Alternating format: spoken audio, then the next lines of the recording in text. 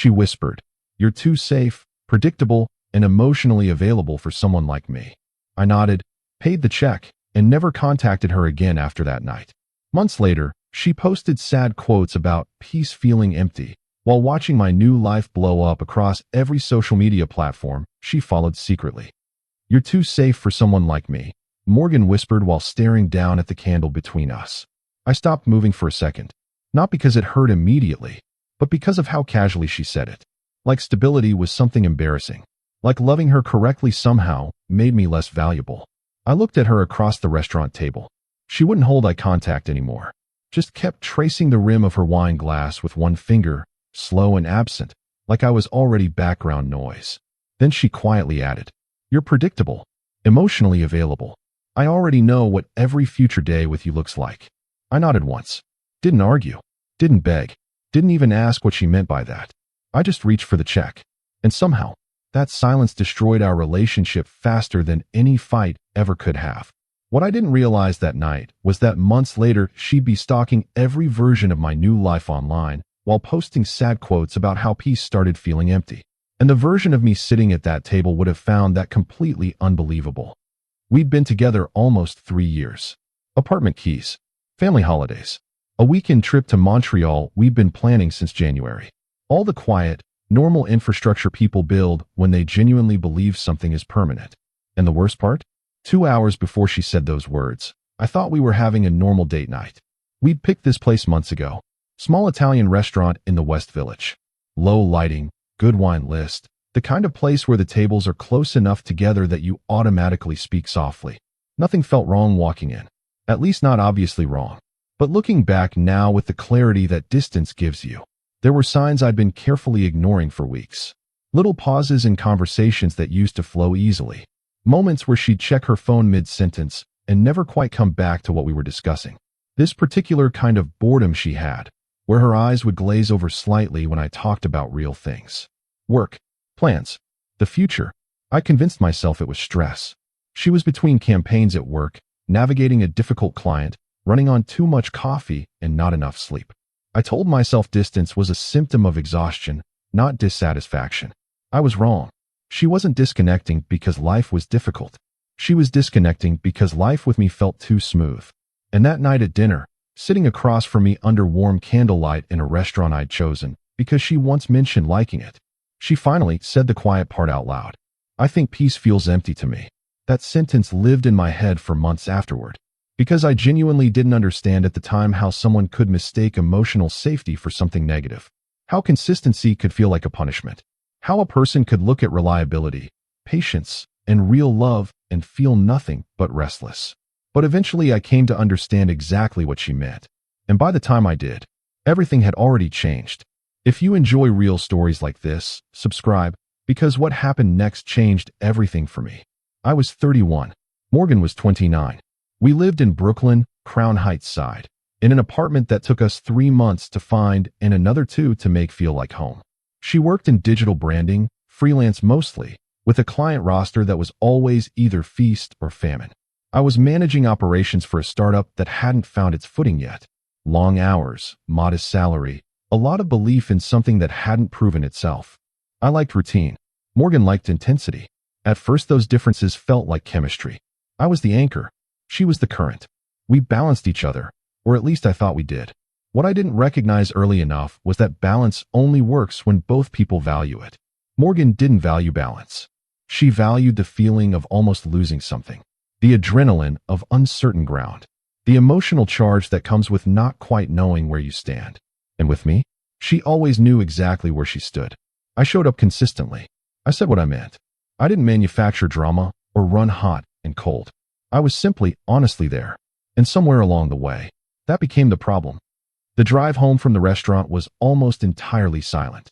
Morgan sat in the passenger seat with her knees pulled up slightly, staring out the window at the city moving past in orange and white streaks. I kept my hands on the wheel. Didn't push. Didn't fill the silence with noise the way I might have a year earlier. Something about the way she'd looked at the table, that casual certainty when she said those words, it had shifted something in me I couldn't fully name yet. At one red light on Atlantic Avenue, she suddenly turned and asked, "Are you seriously not going to fight for this?"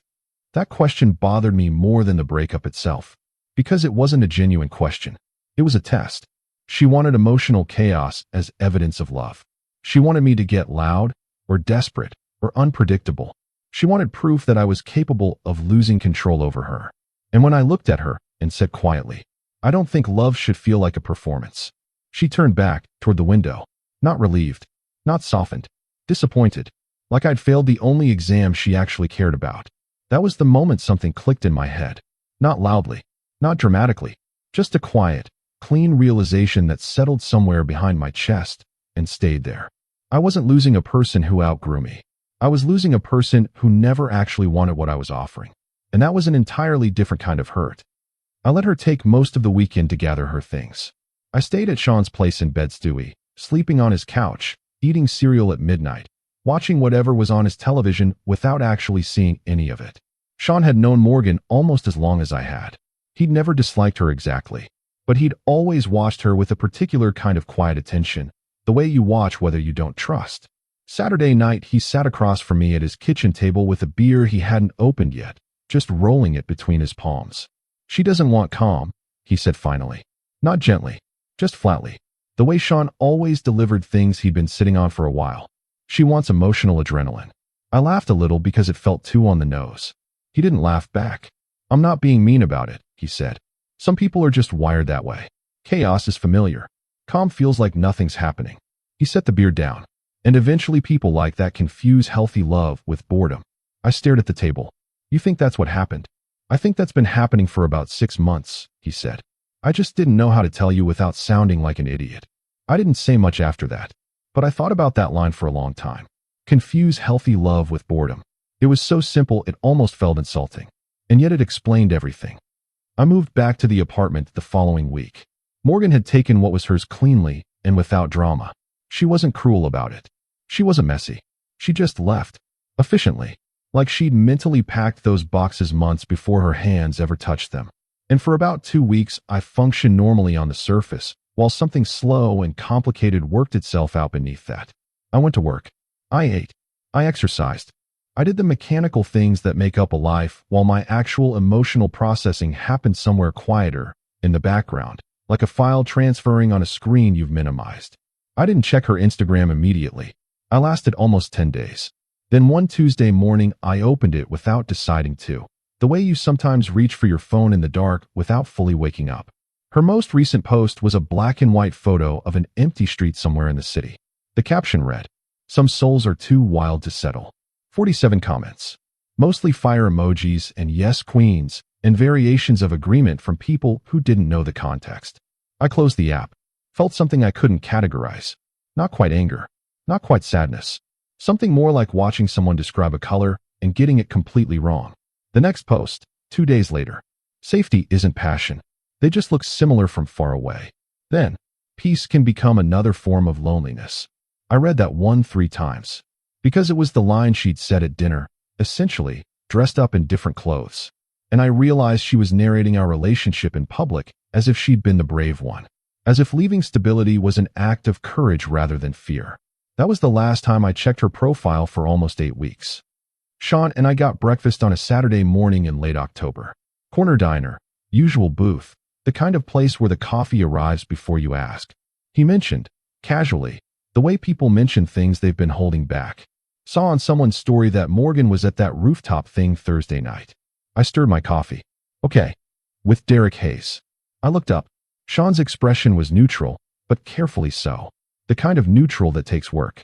I knew Derek Hayes the way you know certain people in a city like New York, by reputation, by context, by the scattered information that passes through mutual circles. He was the kind of person who always appeared at the center of photographs at parties, always laughing the loudest, always slightly indistinct in terms of what he actually did or believed, charming in a way that required no depth, exciting in a way that depended entirely on unpredictability. The kind of man who makes excellent company for exactly as long as it takes you to realize there's nothing underneath the performance. "That didn't take long," I said. Sean shrugged once. "Did you expect it to?" I thought about it honestly. "No," I said, and I realized I genuinely didn't. I think somewhere beneath everything I'd always understood that Morgan leaving me wasn't about finding something better. It was about finding something louder. November arrived the way late autumn does in New York, clean and cold and slightly too fast. Work got complicated in the best possible way. The startup I'd been managing operations for, the one nobody had cared about, started getting attention. A partnership we'd been chasing for 14 months finally materialized. I was suddenly working 60-hour weeks not out of obligation, but out of genuine momentum. I started going to the gym regularly. Not aggressively, not with the obsessive energy of a man trying to perform transformation. Just consistently. Early mornings, methodical, showing up the way I showed up to everything. I stopped eating badly. I slept enough. I had dinner with people I liked and stayed home when I didn't feel like going out and didn't apologize for either choice. I didn't do any of this for Morgan. That's the part that matters. I didn't read a single article about post-breakup glow-ups or study what makes men more attractive or engineer any version of myself as a response to what she'd said. I just stopped investing emotional energy in someone who didn't value it and found, almost immediately, that I had an enormous amount of that energy left over. So I pointed it somewhere useful, and things started moving. A mutual friend named Rachel texted me in December. She was one of those people in the outer ring of our shared social circle, friendly without being close, the kind of person you like but don't call. The message was brief. Hey, just wanted to say you seem good. Saw your thing with the startup mentioned somewhere. That's genuinely cool. I thanked her. She replied after a moment. Also, for what it's worth, Aaron thinks Morgan made a mistake. I stared at that sentence. Aaron Cole, Morgan's closest friend. The person who knew her better than almost anyone. I didn't respond to that part, but I thought about it. The company's public moment came in February. We'd been acquired, partially, by a larger firm that came with visibility, funding, and the kind of legitimacy that makes everything you'd built quietly suddenly very legible to the outside world.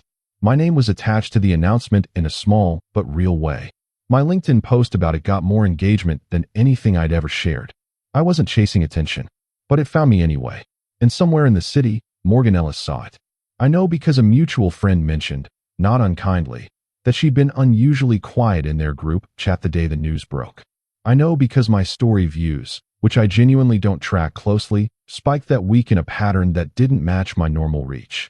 I know because 2 days later she posted. Sometimes you realize what someone was worth when you see who they were becoming. No tag, no context, just the sentence hanging there. Her comment section filled with questions she didn't answer.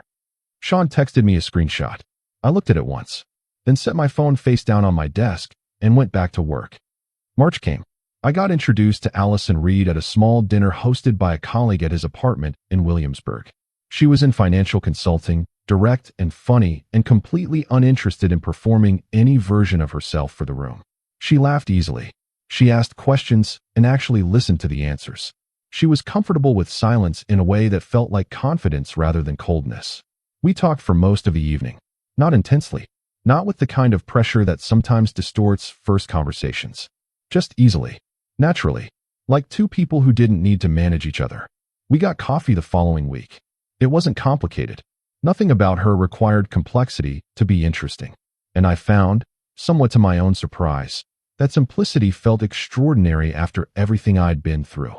Spring arrived, and with it a kind of life I'd stopped expecting to feel natural.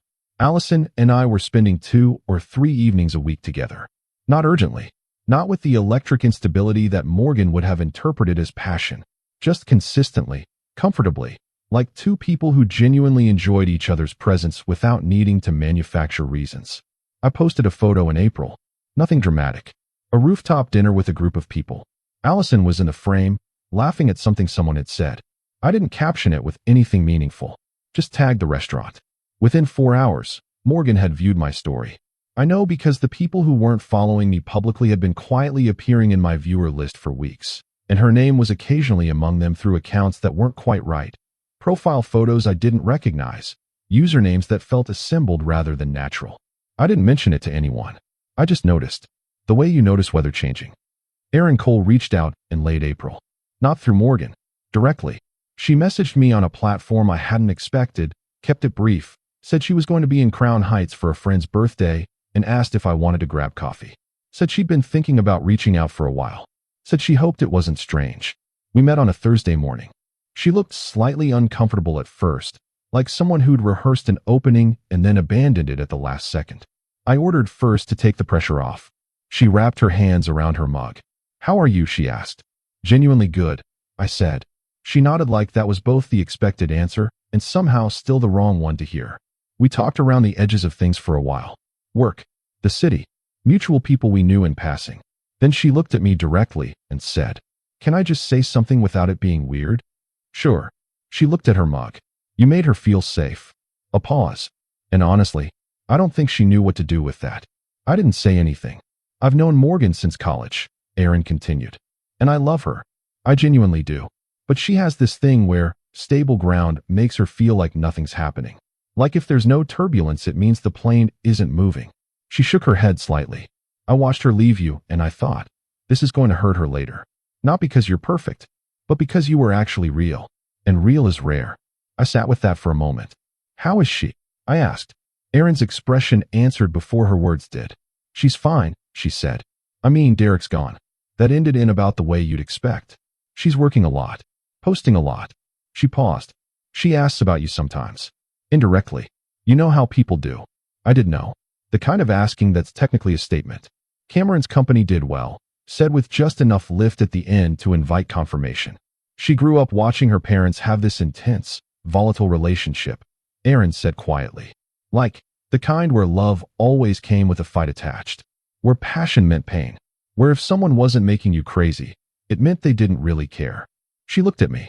So you showing up every single day, calmly and consistently, without any of that drama. I think her nervous system didn't know what to do with it. Peace felt unfamiliar, and unfamiliar felt wrong. The coffee shop was quiet around us. I thought about Morgan at the restaurant. That candlelight. The way she'd looked at her wine glass instead of at me when she said what she said. I'm not saying it was your fault, Aaron added quickly. I'm just saying, it wasn't really about you being boring. It was about her not being ready for something real. I nodded slowly. Thanks for telling me that, I said. And I meant it. Not because it changed anything, but because it completed something. Filled in the last shape in a puzzle I'd been carrying around mostly finished for months. Some people mistake peace for boredom not because peace is flawed, but because they were never taught what peace was supposed to feel like. That's not something you can fix from the outside. It has to be understood from the inside. And some people take years to get there. Some people never do. May in New York felt different that year. Or maybe I just felt different inside it. The company hosted an event. Not huge. A launch party of sorts, rooftop venue in Midtown. A celebration of the partnership that had finally clicked into place after more than a year of building toward it. About 80 people. Investors, colleagues, a few press contacts, a handful of people from my personal life who'd watched the process from close enough to appreciate the arrival. Allison was there. She looked beautiful in the quiet, unstudied way she did everything, standing near the bar talking to someone from our finance team, laughing at something, completely at ease. I was moving through the room when I saw Morgan. I didn't expect her. She was with someone, a colleague of hers, I thought, from her branding work, and she looked well. She always looked well. Whatever else was true, Morgan had never let the outside fall apart. But there was something different in her posture tonight. A kind of careful stillness. Like she was managing herself with more effort than usual. Our eyes met across the room. She didn't look away immediately. Neither did I. After a moment, I walked toward her the way you walk towards something you've already decided about. Not fast. Not slow. Hey, she said. Hey. She glanced around the room. The people around me. The easy, celebratory energy of a night that was mine in a way she wasn't part of anymore. She looked at me in a way I couldn't remember her ever looking at me during the relationship. Not bored. Not restless. Not scanning the room for the next thing. Uncertain. This is a big deal, she said. Yeah, I said. It's been a good year. A silence. Not comfortable exactly, but not hostile either. Just honest. She looked at her drink for a moment. Then, are you happy now? She asked it like she needed the answer to be no. Like something in her required my unhappiness to be the confirmation of a choice she'd already made. I thought about it genuinely before answering. Not to hurt her. Not to perform contentment. I just actually checked in with myself the way you do when a question deserves a real answer. Yes, I said simply. She looked at me. And weirdly, in a way I hadn't expected, that single word seemed to hurt her more than any amount of anger ever could have. Not dramatically. She didn't flinch or look away sharply. It was subtler than that. Just a brief softening around her eyes. A small adjustment of her expression that she almost caught before I saw it. Good, she said. And I believed she meant it. Not completely. Not without the complicated edge of something else underneath. But in some real part of her, she meant it. Take care of yourself, I said. You too. And I walked back toward Allison, toward the people congratulating me, toward the version of my life that existed now. I didn't look back. There's a thing that happens after you've fully let go of something. Not the early days, when letting go is a daily practice you have to choose consciously. Not the middle weeks, when you've established the habit of not looking, not checking, not reopening. But the late stage. The stage where the letting go is so complete that you don't even register it as an act anymore. You're just living. And the person who once occupied so much real estate in your head is simply no longer a tenant. That happened somewhere in the spring. I can't give you the exact date because there wasn't one. I just noticed, at some point, that I was going full days without thinking about Morgan at all. Not because I'd suppressed it. Not because I was distracted. But because the space she'd occupied had been filled with actual living. Allison and I had fallen into something neither of us had been in a hurry to name and didn't need to. Work was moving in ways that still surprised me. I'd taken up running on weekend mornings, early, before the city fully woke up, and I'd started looking forward to those hours in a quiet, private way. I'd gotten dinner with my parents. I'd read books I liked. I'd called Sean Moore. The ordinary landscape of a life that's actually being lived. Late one evening in June, I was lying in bed, half reading, phone beside me on the nightstand. I picked it up to set an alarm and caught a glimpse of my social media feed. Somewhere in the scroll, not because I was looking for her, not because any alert had brought her back to my attention, Morgan's latest post appeared.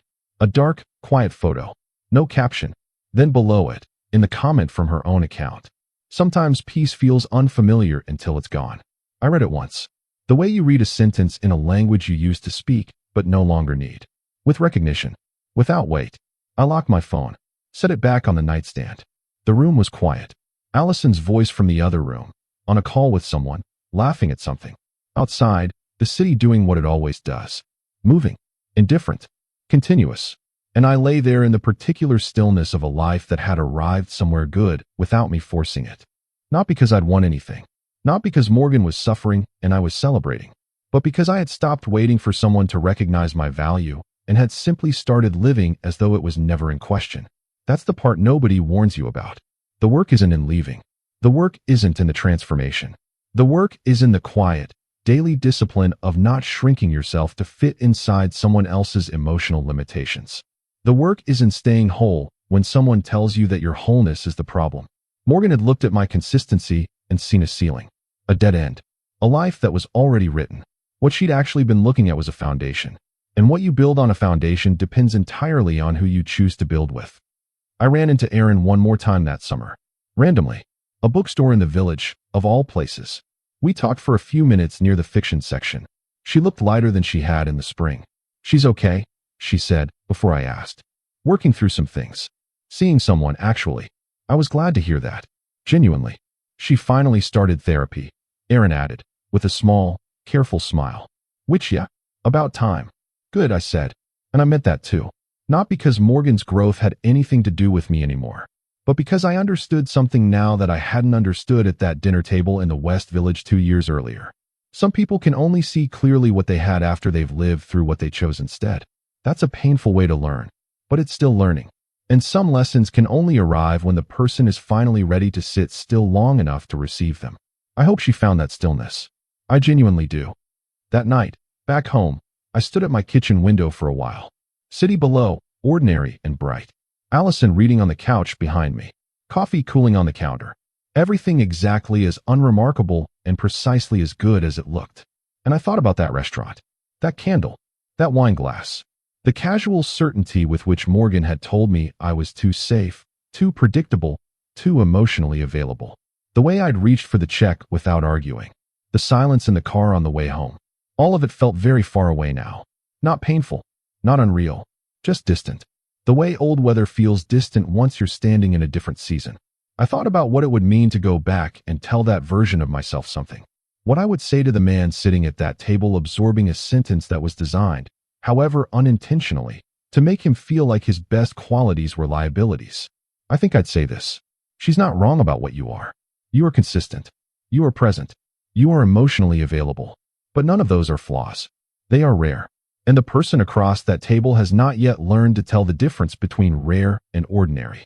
Put down the check, go home, and then go build the thing you were already building. Because one day, somebody is going to look at exactly what she called boring and call it home. Wait for that person. They're worth it. I turned away from the window. Allison looked up from her book. You okay? She asked. Yeah, I said. She held my gaze for a moment. The particular kind of eye contact that doesn't need translation. Then she smiled and went back to her page. And I went to pour myself a glass of water in the kitchen of a life that was quietly, completely mine. Later that night, Morgan posted, "Sometimes peace feels unfamiliar until it's gone." I saw it accidentally while scrolling, then locked my phone. And for the first time in years, I felt absolutely nothing.